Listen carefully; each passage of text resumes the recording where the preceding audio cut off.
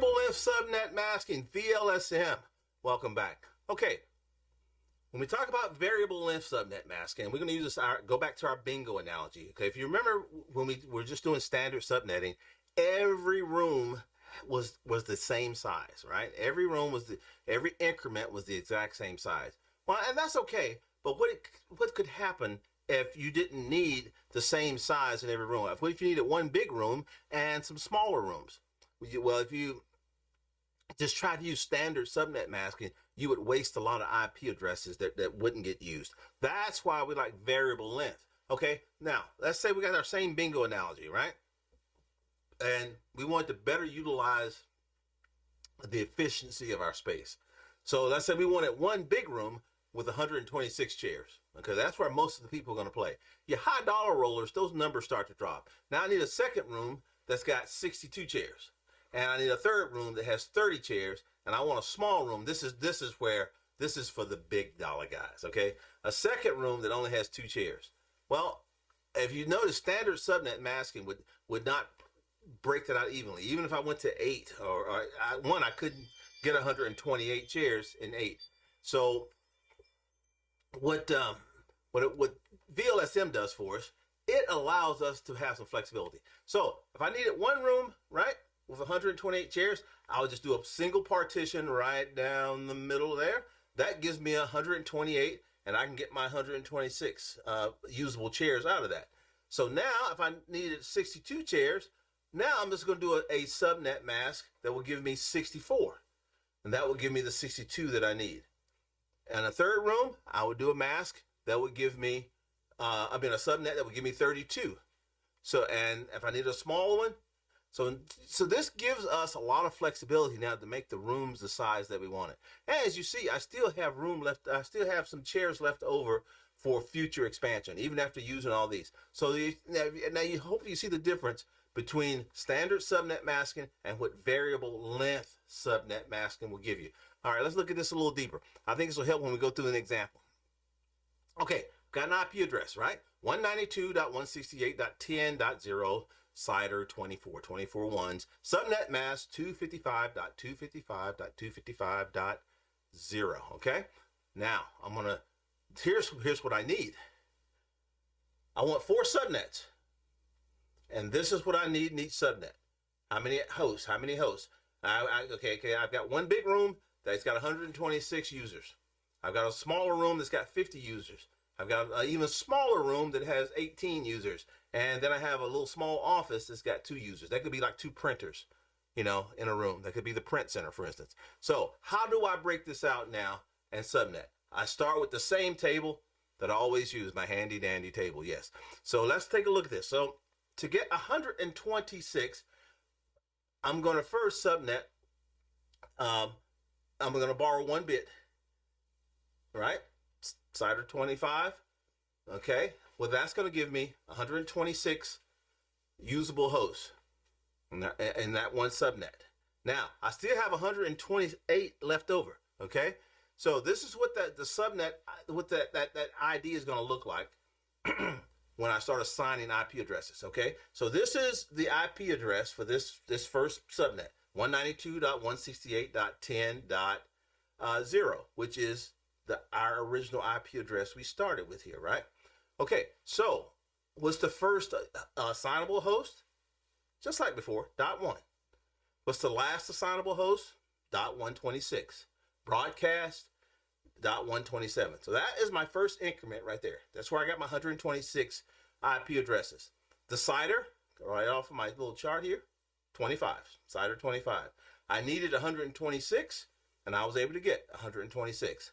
So for this first subnet, it's going to be a 192.168.10.0 CIDR 25 subnet mask 255.255.255.128. Looked very similar to what we just did in the previous section, right? This is where it starts to change up. Now when we go to how do we get our second subnet? Okay, now I need my second subnet. I need 50 chairs. As close as I can get to 50 without wasting a lot of IP addresses would be right here, okay, where I borrow a second bit, which would be the CIDR of 26. That gives me 64 IP addresses, 62 usable. I can get 50 IP addresses out of here. I couldn't go here. 30 wouldn't give me 50 IP addresses. 126 would give me 50, but I would be wasting a lot of IP addresses. I still have, excuse me, over 90 some IP addresses that would be in that subnet that wouldn't be used. So that's why 64 is as close as I can get to 50 without wasting a bunch. Okay, so now how do I lay out that IP address when I want to start assigning them? Okay, just like we did before, I'm going to start where I left off on the first subnet, which was 127.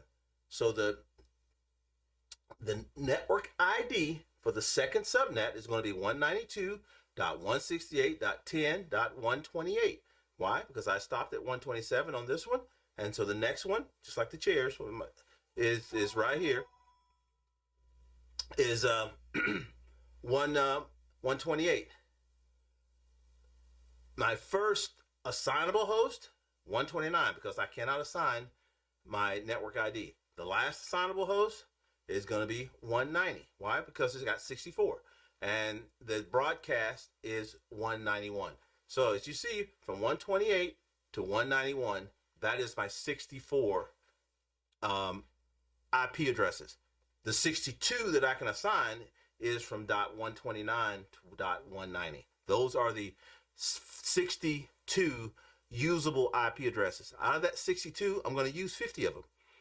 So now I'm only really kind of wasting. I won't say wasting because I would still have 12 if I wanted to expand later on, do some more expansions in that subnet.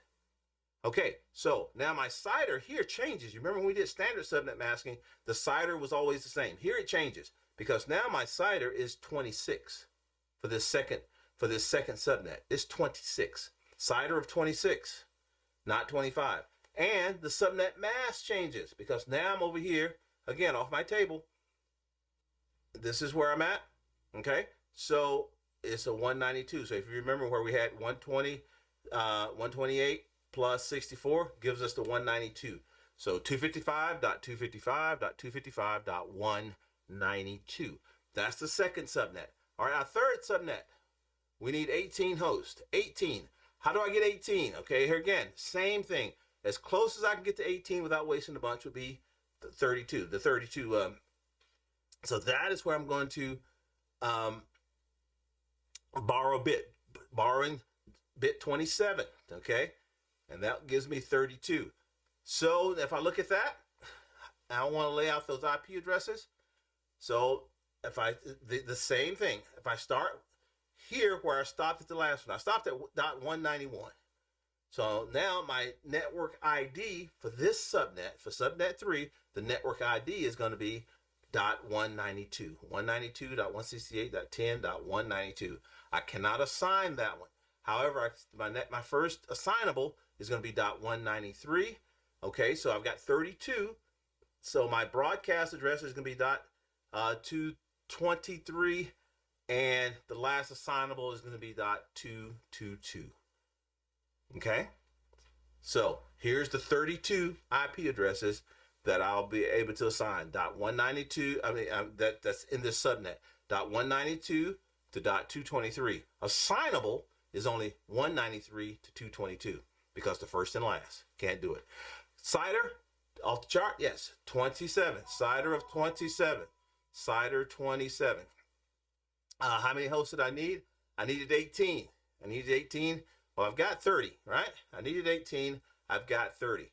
So I'm good to go. My subnet is going to be 192.168.10.192, CIDR of 27, and the subnet mask 255.255.255.224. 224. That's where I got that right here. How did we get that? Going back to an earlier session, if I add 128, 64, 32, that gives me the .224. And the last subnet, we need 2 IP addresses. Okay? 2 IP addresses. Okay, so now to get 2, as close as I'm going to get to that, if I use the 4, right here. So with a CIDR of 30, I'm going to borrow 6 bits. That gives me 2 usable IP addresses. Total, it gives me 4, but it gives me 2 usable. And my subnet mask .252 Okay, and everything lays out the exact same. I started where I left off at 223. The subnet mask, the subnet ID 192.168.10.224. First assignable .225, last assignable 226, and the broadcast of .227. The CIDR 30. How many hosts did I need? 2. How many did I get? 2. 225 and 226. And the subnet, it's got ID 192.168.10.224 CIDR 30. CIDR 30. Right. So, and the mask is 255.255.252. So you see, VLSM works very similar, but it gives us a lot more flexibility. But subnetting with it is the same, okay? But it gives us the flexibility to be able to break things out in a little better fashion. And it also lets us be able to expand later on. So you see, I've used all the way up to .227. My next subnet, if I needed another one, I can just keep going 228 and just keep going up till I get to 255. So I can just keep assigning those IP addresses. Great way to gain more efficiencies in your network segmentation. Okay, now when we come back, we're going to talk about, another example. We're going to use a building, a multi-floor building, to kind of give you a layout of what it looks like to start assigning IP addresses into a network in a building. Okay, stay with us. We'll be right back.